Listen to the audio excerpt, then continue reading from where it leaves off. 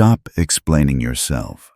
Not because silence is polite, but because every explanation you give is a small surrender of power. The moment you justify, you step off the throne and into the witness stand. You don't feel it happen, but it happens fast. Your words begin to serve the listener instead of commanding the room. Authority doesn't collapse with noise. It bleeds out quietly through overexposure. Think about the people who truly command attention, not influencers, not performers. The ones who shift the air when they enter. They don't rush to clarify. They don't chase understanding. They don't explain their every move like a footnote begging to be read. They move with a kind of stillness that makes others adjust themselves without being told. Power doesn't speak loudly. It lets others speak around it. 500 years ago, Machiavelli saw this with brutal clarity. He didn't write to comfort leaders, he wrote to strip illusions away. And one of his most uncomfortable truths was this: the need to explain is already a loss of position, because explanation assumes doubt. And doubt is the crack through which authority leaks. When you explain yourself, you don't sound strong, you sound defensive. Even when you're right. Especially when you're right. The psychology is simple and merciless. The one who explains places themselves beneath the one who listens. You turn into the defendant. You invite judgment. You open a debate that never needed to exist. Picture a courtroom. The judge does not justify the verdict. The verdict just lands. Explanation belongs to those without final say, and the more detailed the explanation, the weaker the position appears. It's not fair, but power has never been fair. It has been perceptual. Machiavelli understood something most people still resist. Humans don't evaluate truth deeply. They read surfaces, tone, timing, confidence, stillness. And when someone over-explains, the surface signal is uncertainty. Shaking ground. A man trying to regain balance while the room watches. Silence does the opposite. Silence interrupts expectation. It creates discomfort, and discomfort forces imagination. When you don't fill the space, others do. And what they imagine is often larger, heavier, more intimidating than anything you could have said. In modern life, this lesson is lethal in its relevance. We live in an era addicted to explanation. Social media demands justification. Workplaces demand transparency. Relationships demand emotional disclosure on demand. Everyone feels entitled to your reasons, your thoughts, your internal weather, and the more you give, the smaller you become. Explanation has been marketed as honesty, but Machiavelli would call it something else entirely: self-sabotage dressed as virtue.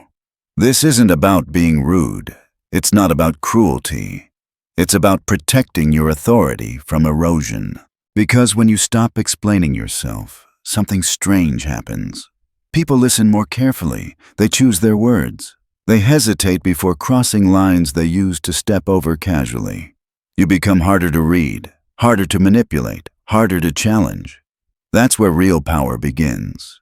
This isn't the loud power of intimidation. It's the quiet power of gravity, the kind that doesn't need to assert itself because it's already felt. In this space, silence becomes strategy, restraint becomes dominance, and ambiguity becomes armor. When someone attacks you, questions your motives, pressures you to respond, demands justification, your instincts will scream for defense. Your mind will rush to clean up the narrative, to correct the misunderstanding, to protect your image. This is the trap. Power is not lost when you're attacked. Power is lost when you react emotionally to the attack. The moment you defend yourself, you accept their frame.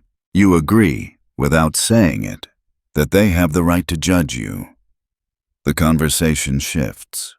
Control moves away from you. Silence breaks this dynamic instantly. It refuses the frame altogether. Silence under pressure is not weakness, it is psychological disruption. Most people expect resistance, or excuses, or emotion. When none comes, uncertainty appears, and uncertainty is dangerous for them. The attacker begins to question themselves. Did they go too far? Did they misunderstand? Do you know something they don't?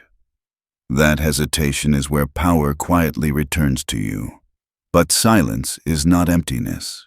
Your body speaks while your mouth doesn't. A calm face, relaxed posture, steady eye contact, no rushed movements, no nervous gestures. Stillness sends a message louder than words ever could. It says, I am not threatened. Your words did not land. I do not need to defend myself to exist here. When you speak too quickly, you give away information, emotions, priorities, pressure points. An attacker listens for cracks. Silence denies them access. They cannot twist words you never gave them. They cannot argue with a position you never explained. They are left fighting shadows. Most confrontations aren't about truth. They're about dominance. People test boundaries to see how easily you fold. Silence passes the test. It shows that pressure doesn't control you. It forces the other person to carry the weight of the confrontation alone, and that weight becomes uncomfortable fast. There's another advantage to silence. Time. Time to observe. Time to read motives. While they talk, they reveal themselves, their tone, their insecurity, their agenda. You gain information without giving any away.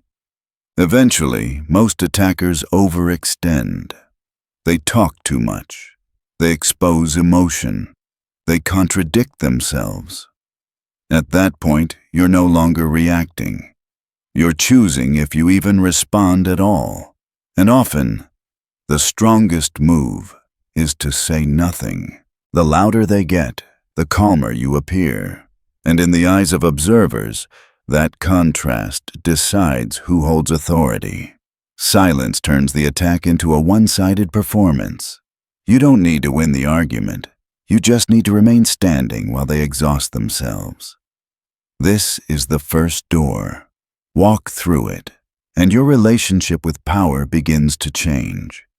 After silence comes the next layer of control, calm detachment. This is where most people fail.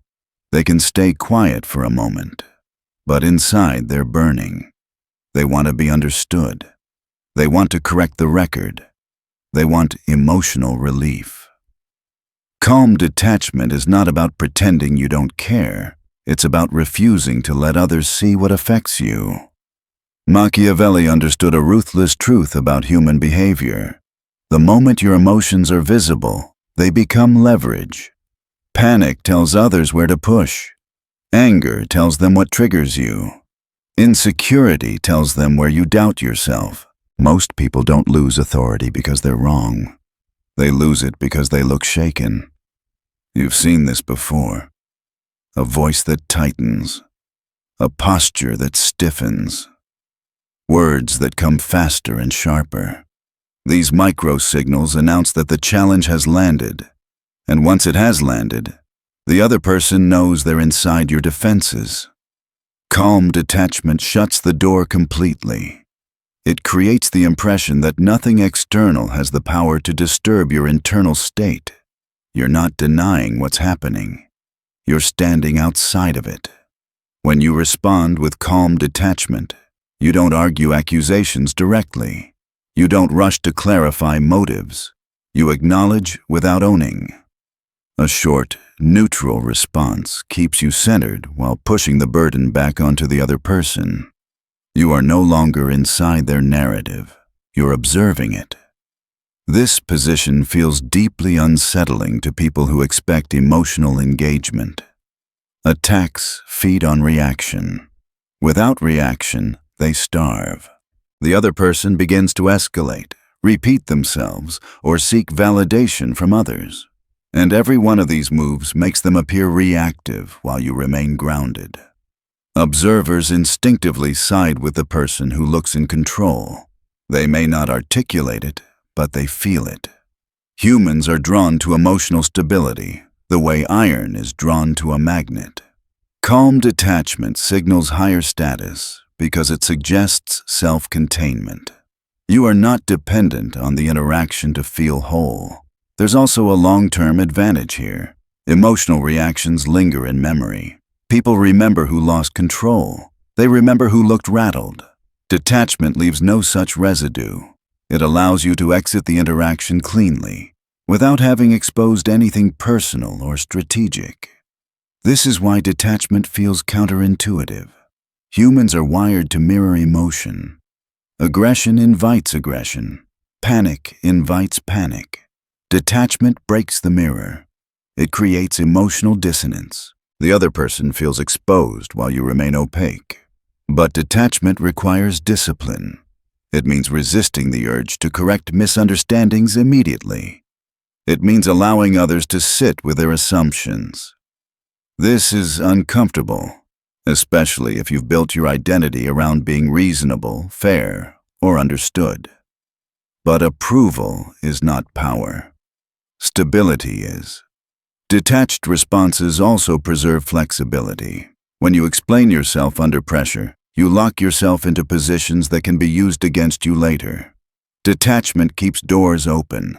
You're not committing. You're not cornered. You can act later, adjust quietly, or say nothing at all.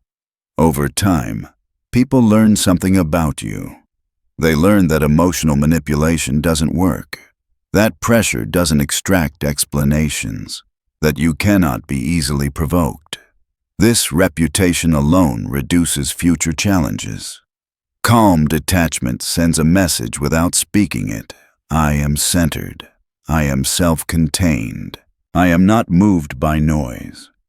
In a world addicted to emotional chaos, the calm individual automatically rises above the turbulence. Like a mountain that doesn't argue with the storm, you don't need to fight volatility. You outlast it. From here, the strategy deepens. Ambiguity. Ambiguity makes people uncomfortable. The human mind craves clarity, labels, certainty. Machiavelli recognized this craving as a weakness and turned it into a weapon. When you explain too clearly, you give others something solid to attack. When you remain ambiguous, you deny them ground. Power grows where certainty disappears. Weaponized ambiguity means revealing less than expected and never more than necessary. You don't rush to clarify intentions. You don't spell out motives. You don't announce future moves. Your words remain open-ended by design. This is not confusion. It is control. Clear explanations satisfy curiosity, but destroy leverage. Ambiguity keeps leverage in your hands. When people cannot fully read you, they speculate, and speculation inflates perceived strength. Some assume you're strategic. Others assume you're connected, prepared, or holding information back. Rarely do people assume weakness in the face of controlled vagueness. Silence and ambiguity act like shadows. They make objects appear larger than they are. The less defined your outline, the more intimidating your presence becomes. Ambiguity also protects you from commitment. The moment you explain in detail, you lock yourself into expectations. Others begin to measure you against your words. Ambiguity keeps you mobile. You can shift direction without appearing inconsistent because you never revealed the full map. This shifts psychological labor onto others. Instead of you working to convince, they work to interpret. The one thinking harder about the interaction is no longer in control of it. They are reacting to you. In professional and social environments, ambiguity often signals higher rank. Decision makers don't explain everything. They speak in general terms. They hint rather than reveal. People unconsciously associate vagueness with authority because those at the top are not required to justify themselves. Ambiguity also limits vulnerability. Detailed explanations expose fears, priorities, insecurities. Vague responses keep your inner world protected. Others cannot exploit what they cannot see. They cannot twist motives that were never stated. There is restraint involved here. The temptation is to keep talking when questioned, to fill the silence. The discipline is to stop early. A measured phrase, a pause, a non-committal response. Often, that carries more weight than a full explanation ever could. Over time, ambiguity builds a reputation. People begin to see you as someone whose silence means something, someone who is not easily decoded. And when people are unsure of your limits or intentions, they treat you carefully. Ambiguity is not deception. It is preservation. By refusing to over-clarify, you stay ahead of judgment, ahead of control, ahead of interference. In that uncertainty, your presence grows larger than any explanation ever could. This is where words start to lose importance, and action begins to speak. There's a moment where you realize words are not just weak, they're risky. Words invite debate. They invite interpretation. They invite people to grab your sentence, twist it, and build a case against you out of your own mouth. Action doesn't do that. Action closes the discussion before it starts. Machiavelli understood power is not proven by explanation. It's proven by outcome. The moment you start justifying plans, motives, ambitions, you expose them to interference. Opinions form. Resistance grows. Envy awakens. You don't just share information. You announce a target. This is why "let action speak" is not a motivational quote. It's an operational strategy. When you move quietly, you deny others the chance to sabotage, criticize, or prepare against you. Most people announce what they're going to do because they want validation. They want reassurance. They want someone to clap before the result exists. But validation is a trade. You exchange future leverage for present comfort. Power requires the opposite trade. It requires the ability to stand in the discomfort of not being applauded yet, to let the work remain invisible until it becomes undeniable, because results compress justification into a single fact. No one asks why you chose a path when it clearly worked. No one demands explanations from someone standing on visible success. Achievement is a locked door. Explanation is a door left open. There's also an internal shift when you stop explaining and start acting. Your confidence stops depending on agreement. You stop asking the world for permission to proceed. You become internally anchored, and people feel this, even if you never mention it. Silence plus action creates asymmetry. While others talk, you advance. While they analyze possibilities, you collect outcomes. By the time they understand what you were doing, it's already real. That timing advantage is one of the most underestimated forms of power. This isn't about being secretive for attention. It's about refusing to give people a chance to interfere with something they haven't earned the right to touch. It's about not inviting spectators into a process that requires solitude. When your actions speak, you also filter your audience. Those who respect results will recognize your value without explanation. Those who demand constant justification reveal themselves as noise. You conserve energy by not trying to convince everyone. Power grows when you choose where attention goes. And here's another brutal benefit: narrative control. When you explain intentions early, others frame your story for you. They assign motives, judge your direction, define success on their terms. When you act first, the narrative forms around what happened, not what was promised. Reality becomes your shield. Quiet action also protects you emotionally. Talking about plans ties your identity to outcomes before they exist. If the outcome shifts, you feel obligated to explain. If something fails, you feel forced to defend. But when you move silently, adjustments happen privately. There is no public retreat, no damaged image, no need to justify unfinished ideas. Over time, people stop asking what you're going to do. They start watching what you do. This is a higher position. It places you beyond discussion and into observation. You become the one others study. And in a world full of talkers, the person who moves quietly and delivers becomes impossible to ignore. But even action can be undermined if your presence leaks uncertainty. So the next layer is this. You must project unshakable confidence, not because you're always certain inside, but because you control what is visible. Machiavelli understood perception shapes reality more than truth ever does. People follow the person who appears certain, not the person who is correct, but hesitant. The projection of confidence creates authority long before results are examined. Unshakable confidence begins with control of expression. Doubt can exist internally, fear can rise internally, but it must not leak outward. The moment uncertainty becomes visible, others sense permission to question, challenge, and press. Long explanations often come from a desire to soften doubt, to cover insecurity with detail, to prove you've thought everything through. But the more you explain, the more you signal you need to be believed. And needing to be believed is lower status than assuming belief. Humans scan for stability. They read tone, posture, pacing, stillness. A steady voice communicates control. Measured movement suggests deliberation.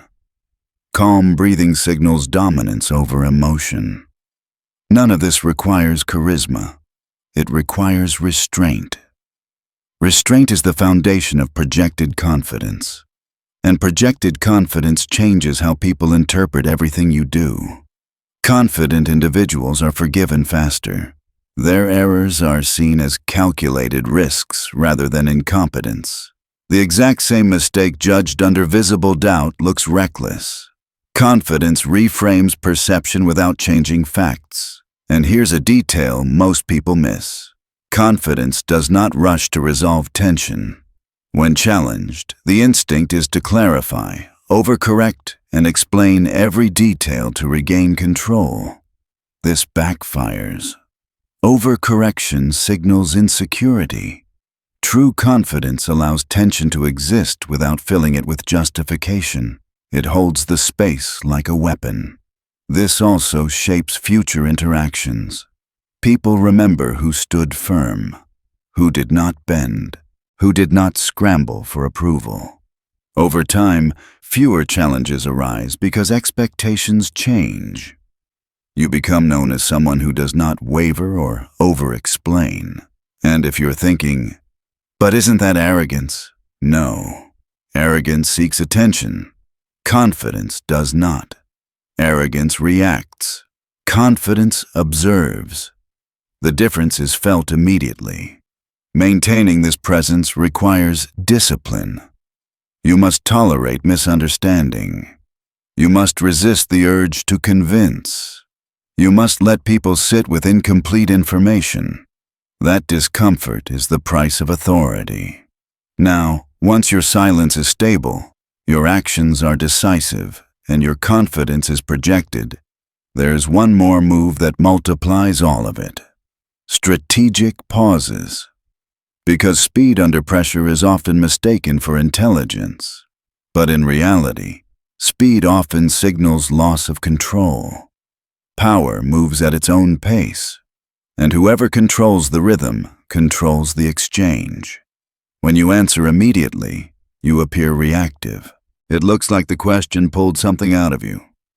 A pause reverses the dynamic. It shows you are choosing your response, not being forced into it. Silence after a question creates tension. Most people hate that tension. They rush to fill the gap. They explain further. They soften. They reveal more than they intended. A pause turns pressure back onto the one who applied it. The pause is a mirror. And in that mirror, they begin to expose themselves. This is the moment where your silence stops being passive and becomes active domination, without aggression, without drama, without a single extra word. And from here, the final transformation begins. You stop being readable. You become a presence, a problem, a mystery, a force. At a certain point, silence stops being a tactic and becomes an identity. This is where most people hesitate. They understand the strategy intellectually, but emotionally they resist it. Because to remain unreadable, you must give up something addictive, the comfort of being understood. Machiavelli knew this trait was unavoidable. Mystery is not created by adding something, it is created by withholding. And what you withhold shapes how others relate to you more than anything you reveal.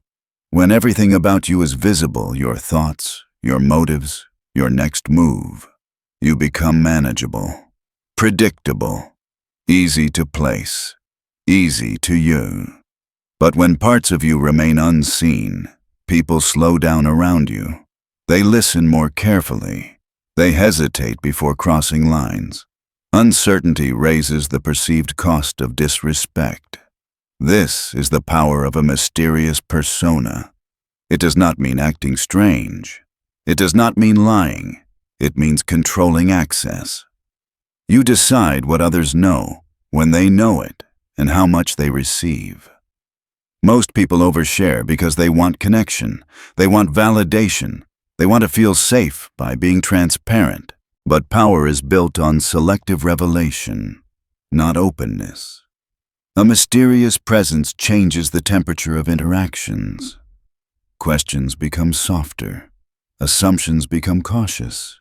People stop feeling entitled to your inner world, and this happens without confrontation, without explanation, without demands. Because mystery creates distance, and distance creates authority. Think about it. The people you instinctively respect are rarely the ones who explain themselves constantly. They don't narrate their inner state. They don't offer emotional footnotes. Their silence carries implication. Their presence carries weight. Silence draws attention. Short answers invite curiosity. And curiosity fills the absence with speculation. Speculation almost always exaggerates. People assume depth, foresight, strategy simply because they lack information. This is not manipulation. It is human psychology. Machiavelli wrote that a leader must know how to conceal intentions, not because deception is noble, but because timing is power. Revealing too early weakens leverage. Revealing too late preserves control. Mystery allows you to choose that moment.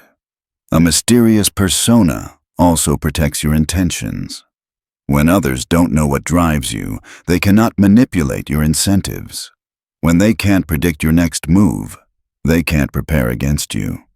Predictability comforts others, but it exposes you. There's another advantage most people miss. Mystery filters relationships. Those who respect boundaries stay. Those who demand full access reveal entitlement. You gain clarity about who values you for presence versus utility. Silence becomes a sorting mechanism. But mystery only works if it's consistent. You cannot overshare one day and withdraw the next. That feels artificial. Mystery must feel natural, like restraint is simply part of who you are. You are not hiding, you are not performing, you are just not volunteering. This consistency changes how people speak about you when you're not there. Your name carries uncertainty, and uncertainty magnifies presence. Even neutrality is interpreted as strategy when your silence has a pattern. In a world where everyone explains themselves endlessly, mystery stands out. It signals independence from approval. It communicates that you do not need to be understood in order to move forward. Now, to sustain this, you must master one discipline most people fail at: saying less than necessary. Power is economical. It wastes nothing, especially words. Every extra sentence is a thread someone can pull. Saying less closes openings before they exist. Most people talk to relieve internal pressure. They speak to reduce discomfort, to be liked, to smooth tension. This habit is expensive. It hands control to whoever is listening. The one who needs to talk is the one seeking balance. The one who stays brief already has it. Brevity signals certainty. Long explanations sound provisional, like negotiations with reality. Short statements sound final. This difference reshapes how others respond to you. Saying less also reduces liability. Words can be quoted, twisted, remembered selectively. Silence cannot. There is also a tempo advantage. Short responses slow conversations down. They force others to do the work of continuation. You shift from defense to evaluation. You are no longer chasing the interaction. You are allowing it to approach you. Leaders issue directives, not essays. Judges deliver verdicts, not justifications. This pattern is deeply ingrained in human perception. Saying less aligns you with positions of finality rather than uncertainty. This discipline feels uncomfortable at first. Silence after speaking feels awkward. The urge to fill the gap is strong. Resisting it builds internal strength. It trains you to sit with discomfort without surrendering control. Over time, this becomes your signature. Conversations become cleaner. Respect increases. Your words carry weight because they are rare. In a noisy world, restraint is uncommon, and rarity is power. When you say only what must be said and nothing more, your presence sharpens. And once your presence sharpens, very few people will dare to test it. At the highest level, power is no longer about reacting well. It is about controlling meaning. This is where every principle comes together: silence, restraint, action, ambiguity. All of it leads to one final discipline: mastery of narrative. Machiavelli understood that history does not remember explanations. It remembers impressions. People forget what you justified, but they remember how you stood when pressure arrived. Authority is not built by correcting perception. It is built by shaping it before correction is even possible. Every time you over-explain, you give someone else control of your story. You respond to their framing, their urgency, their agenda. You let them decide what matters. Narrative mastery begins when you stop reacting and start selecting. Selection is power. You decide what is revealed, when it is revealed, and how much is allowed to exist. This does not require constant silence. It requires intentional speech. Every word must earn its place. Every action must stand alone. Over-explaining weakens force. Brevity concentrates it. People do not remember details. They remember patterns. Patterns become identity. When your pattern is restraint, your presence gains weight. When your pattern is composure, your reputation stabilizes. When your pattern is selective speech, your words carry consequence. Before you speak, ask one question: does this strengthen my authority or reduce it? If it reduces it, remain silent. If it strengthens it, speak briefly. This filter eliminates most self-inflicted damage. Over time, consistency does the work for you. People begin to expect your restraint. They associate your pauses with calculation, your silence with intent. You become predictable in style, but unreadable in direction, and that combination creates respect. Predictability comforts. Uncertainty commands caution, and caution reshapes behavior. When others try to define you, you resist by limiting material. The less you give, the less they can distort. Silence and ambiguity form a boundary that protects your position. People may speculate, but speculation drains their energy. While they interpret, you position. Eventually, your reputation precedes you.